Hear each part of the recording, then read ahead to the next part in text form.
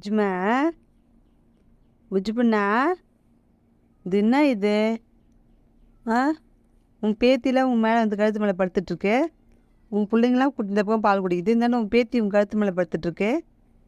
ஆ புஜ்ஜு பண்ணா இப்போ உன் பேத்தி உன் கழுத்து மேலே படுத்துக்கிட்டு ஆ தூங்குது பாருமா புஜ்மா. புஜ்ஜு பண்ணா செல்ல பிள்ளைங்க. ஹாய் ஹலோ எல்லாம் பாருங்க, இவங்க தான் எங்கள் வீட்டு செல்ல பிள்ளைங்கள். இவங்களுக்கெல்லாம் நம்ம பசி இல்லாமல் உணவு கொடுத்தோம்னா நம்ம கடவுள் கண்டிப்பாக நமக்கு நல்ல வழி காமிப்பார்.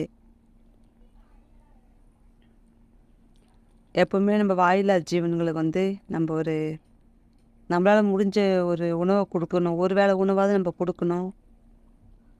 எல்லா வீட்லையும் பூனை வளங்க, நாய் வளங்க, வாய்